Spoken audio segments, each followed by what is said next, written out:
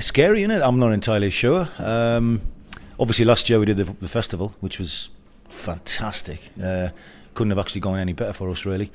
And tomorrow we're playing at the Guildford Festival in Surrey, and we wanted somewhere that we think is cool and sexy and quite understated and a little bit off the beaten track to do a little warm-uppy thing. And we thought of you guys again, and here we are, and it's sold out, and it's going to be really good. I'm looking forward to it. I was going to say, you couldn't have got much more off the beaten track, really, could you, than the Isle of Wight? Well, no, I mean, considering where I live, you know, I mean, I'd drive the length of the British Isles and then get a ferry across a little bit further to another island and stuff, you know.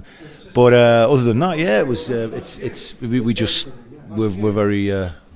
very pleased to be here. There, yes, thank you very much. That wasn't very nice, was it? One more for a pawnbroker's sign.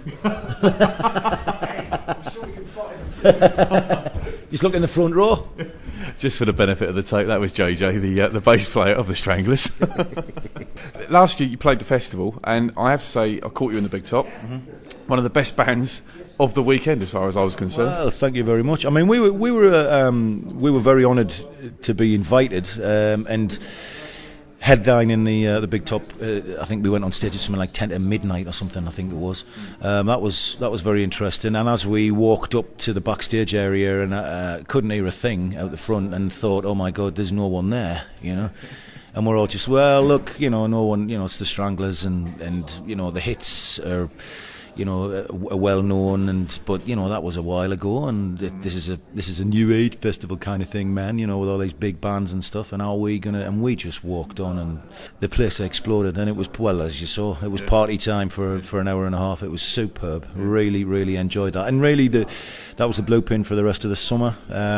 We did the V festivals, and we went to Ireland and Spain, and we did a lot of big outdoor things with, you know, the Kings of Leon, and it's very refreshing to look down at the side of the stage and see sort of, you know, the likes of them, and the Kaiser Chiefs, and the whole Steady, and all these bands all kind of looking on with reverence and respect. That's and asking us afterwards how we get these sounds, and what keyboards does Dave use, and does JJ still do, you know, and all these things. People are very respectful. So yeah, it was a really good way to start the year.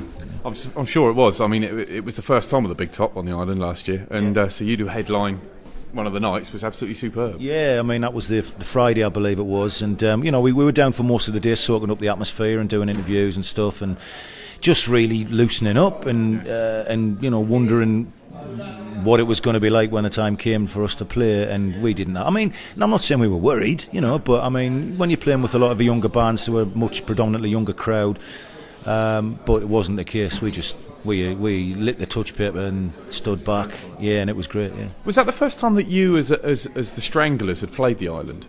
I'm not entirely sure. It was certainly the first time that I'd played the island. I don't know if the boys have been here in the past before me. I'm sure they have. How long have you been with the band now? Nearly 10 years. Yeah.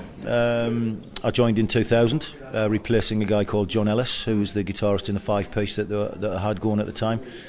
And then when the singer Paul Roberts left in 2006, we went back to a four-piece, and it's been that way ever since, and it seems to work very well. Yeah. Well, listening to the sound check, it works very well. Does it sound all right? Yeah, it sounds really good. Oh, yeah. Good, okay. Well, hopefully it'll be... I think we've got a full house tonight, so we'll play some old and some new, and just mix it up a little bit and have some fun. No, actually, we're special guests to Motorhead, would you believe? And you and I have neither of us have got the haircut for Motorhead, have we? No, not anymore. But I recall going to see Motorhead when I was a kid in the early 80s, and apart from the Ramones, I do believe they're probably one of the loudest bands I think I've ever seen. But we're mates with them, you know, known Lemmy for a long time, and the boys and him go back a long way, so it should be fun. I don't know if I'm going to hang around and watch them, because they're seriously loud, you know. Yeah, very much. But yeah, and I'm getting a bit old for that, but we'll see. I mean, talking of age, I've got to mention Jet, the drummer. Yeah. I believe he's 70 years old, is that right?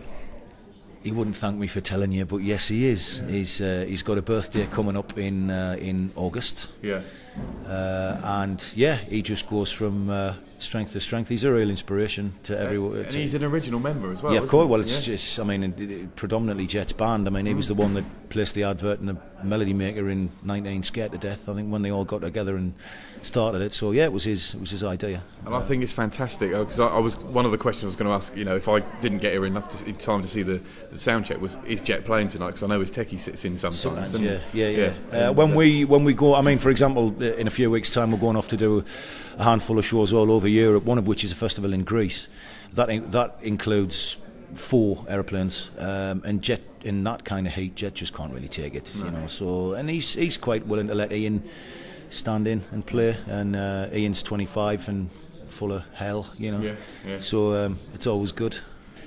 Time stands still, doesn't it? It does, and I mean, I think along with Charlie Watts, Jet is the oldest drummer in the business, still doing it, still up there, and you know, obviously Charlie Watts doesn't do as many gigs as we do, and when he does, they're incredibly big, you know, so everything's well looked after. But Jet he revels in it, he loves it, you know, it's his life, it's his passion, and if he wanted to stop, no one would begrudge him if he did. But Jet just does what he does, and one day when it's time to stop, he and only he will be the one that decides that.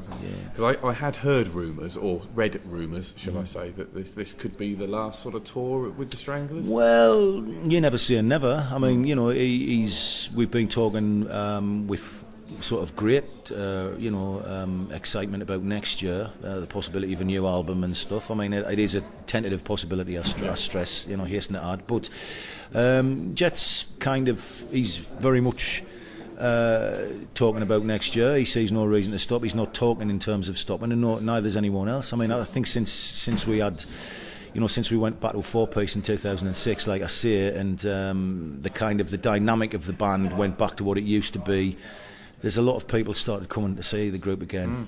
I mean, we did a sold-out UK tour last year, end of last year. Beginning of this year, we did a 25-date tour of Europe, in which we did 15 countries in just under 5 weeks. That was knackering. I went home and slept for 3 days, you know. And we did predominantly, JJ and I did most of it on a bus, and a tour bus, and Jet couldn't have done that, you know, and he just held his hands up and said, no, you take the boy, you know, take the young boy. And you know, we went all over the bloody place. So, and then we came back and we went to Australia and did some shows there. So we've been busy, and everybody's just, you know, this year already we've done festivals in France and Sweden, and everyone's just, well, what can I say? It's just onward and upward and it's forward, great, you know. Yeah, it's nice to see that, you know, some of the bands, the older bands, with some of the original members and things, still going to. Yeah, I mean, fantastic. apart from me, you've still got 3 of the original members of the band, and I've been there for 10 years, so we're kind of people know who we are. And you highlighted the 10 years? Oh God, there's loads, man. I think actually one of my early highlights happens to be Guildford, where we're playing tomorrow. We did it. I think this is the 4th time we've done it. I think the 2nd time we did it, where we played on the big stage, was a real highlight. We went on about 3 o'clock in the afternoon.